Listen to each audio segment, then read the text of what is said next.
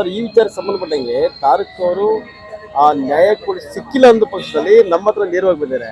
Hospital ಕೊಟ್ಟಿದ್ವಿ, ಮತ್ತೆ ಸಂಬಂಧಪಟ್ಟಂಗೆ ಮಹಿಳಾ ಆಯೋಗ ನಾವು ಮನವಿ ಮಾಡಿದ್ವಿ, ಏನು ದಾಖಲೆ ಸಮೇತ ಕೊಟ್ಟಿದ್ವಿ. ಮತ್ತೆ ಆಕೆ ಬದುಕಿದ್ದಾಗ ಅಂದ್ರೆ ಬದುಕಿದ್ದು ನೇರವಾಗಿ ಹೊರರೋಗಿಯಾಗಿ ಹಾಸ್ಪಿಟಲ್ಗೆ ಹೋಗಿ ಅಡ್ಮಿಟ್ ಆಗ್ತಾರೆ. ಅಡ್ಮಿಟ್ ಆದ್ರೂ ಸಹಿತ ಆಕೆ ಲೇಸರ್ ಆಪರೇಷನ್ ಸಿಂಪಲ್ ಆಗಿ ಲೇಸರ್ ಆಪರೇಷನ್ ಆಗಿ ಡೆತ್ ಆಗಿದೆ ಅಂತ ಆಚೆ ಬಂದಿದ್ದ ಕಾರಣ ಏನು?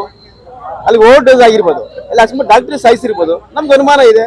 ಈಗ ನಾವು ಮೊನ್ನೆ ಇಷ್ಟು ಹೋರಾಟ ಮಾಡಿ ಇಷ್ಟು ನ್ಯಾಯ ಕೇಳಕ್ ಹೋಗಿ ಹಲವಾರು ನಮ್ಮ ಸರ್ಕಾರ ಗಮನಕ್ಕೆ ತಂದಿದ್ರು ಸಹಿತ ಇವತ್ತು ನಮಗೆ ನ್ಯಾಯ ಏನ್ ಸಿಕ್ಕಿದೆ ಅಂದ್ರೆ ಅಲ್ಲಿ ಓವರ್ ಡೋಸ್ ಆಗಿಲ್ಲ, ಯಾವ್ದು ವೈಲೇಷನ್ ಆಗಿಲ್ಲ, ಹಾಸ್ಪಿಟಲ್ ಅಲ್ಲಿ ವೈಲೇಷನ್ ಆಗಿಲ್ಲ.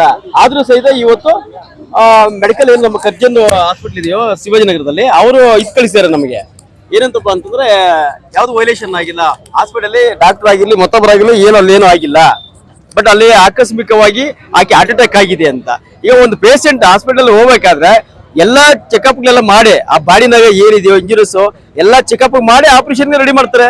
ಬಟ್ ಏನು ಮಾಡಿದ್ರೆ ಆಪರೇಷನ್ ಹೆಂಗೆ ಮಾಡಿದ್ರು ಇವರು? ಲೇಸರ್ ಆಪರೇಷನ್ ಯಾವ ತರ ಮಾಡಿದ್ರು? ಅಲ್ಲ ನಮ್ಮ ಪ್ರಶ್ನೆ, ಲೇಸರ್ ಆಪರೇಷನ್ ಯಾವ ತರ ಮಾಡಿದ್ರು?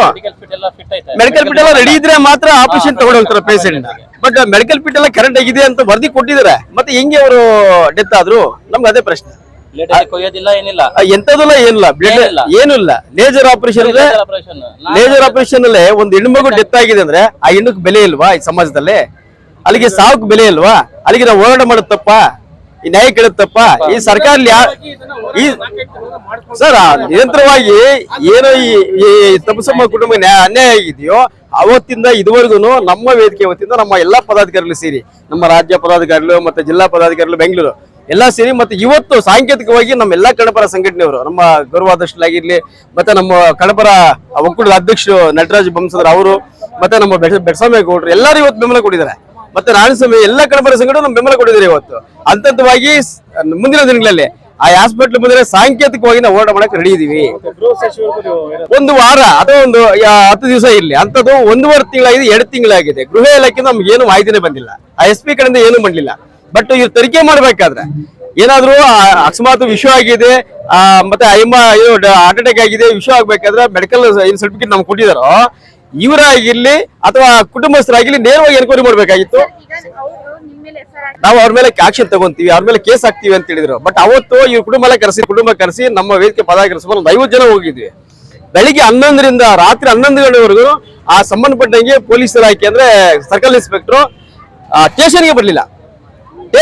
ಕೊನೆಗೆ 11:30 ಆಗಿದೆ. ನಮ್ಮ ಹೆಣ್ಮಕ್ಳೆಲ್ಲ ಇದಾರೆ, ಸರ್ ದಯವಿಟ್ಟು ನಿಮ್ಮ ಮೇಲೆ ಅವ್ರ ಮೇಲೆ ಕೇಸ್ ಮಾಡಕ್ ಆಗತ್ತಾ ಇಲ್ಲ ಅಂತ ನಾವು ಕೇಳಿದಕ್ಕೆ, ನೋಡ್ರಿ ಮೆಡಿಕಲ್ ಆಕ್ಟ್ ಪ್ರಕಾರವಾಗಿ ವರದಿ ಕೊಟ್ರೆ ಮಾತ್ರ ನಾವು ಕೇಸ್ ಮಾಡಕ್ ಬರುತ್ತೆ ಅನ್ಬಿಟ್ಟು ಗುಜರಾತ್ ಹೈಕೋರ್ಟ್ ಮಾಹಿತಿ ನಮ್ಗೆ ಕೊಟ್ರು. ಗುಜರಾತ್ ಹೈಕೋರ್ಟ್ ಅಲ್ಲಿ ಅಂದ್ರೆ ಸರ್ಕಾರಿ ಅಧಿಕಾರಿಗಳಾಗಿರ್ಲಿ ಅಥವಾ ಖಾಸಗಿ ಅಧಿಕಾರಿಗಳಾಗಿರ್ಲಿ ಯಾವುದೇ ಒಂದು ಅವ್ರ ಮೇಲೆ ಎಫ್ಐಆರ್ ಮಾಡ್ಬೇಕಾದ್ರೆ ಅದಕ್ಕೆ ಕೇಸ್ ದಾಖಲೆ ಮಾಡ್ತೀವಿ, ಇಲ್ಲ ಮಾಡಕ್ ಬರಲ್ಲ ಅಂತೇಳಿ ನಮ್ಗೆ ವರದಿ ಕೊಟ್ರು. ಬಟ್ ಅಲ್ಲಿಗೆ ಅನ್ಯಾಯ ನಾವು ನ್ಯಾಯ ಕೇಳಿದತ್ತಪ್ಪ ಸರ್. ನ್ಯಾಯ ಸಿಗೋವರೆಗೂ ಆ ಕುಟುಂಬಕ್ಕೆ ನ್ಯಾಯ ಸಿಗೋವರೆಗೂ ನಮ್ಮ ನ್ಯಾಯ ಅಂದ್ರೆ ಏನು?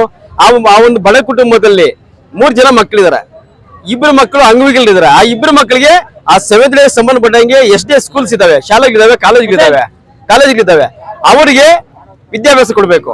ಮತ್ತೆ ಆ ಕುಟುಂಬ ಸಬಲೀಕರಣ ಅಂದ್ರೆ ಬದುಕಲಿಕ್ಕೆ ಪರ್ಯಾಯ ವ್ಯವಸ್ಥೆ ಸರ್ಕಾರದ ಒಂದು ಎಡೆಗೆ ಜಮೀನು ಕೊಡಿಸಬೇಕು. ನಮ್ಮ ಉದ್ದೇಶ ಅಷ್ಟೇ ಅಂತ ನವ ಕರ್ನಾಟಕ ಸಮರಕ್ಕೆ ಅಧ್ಯಕ್ಷರು.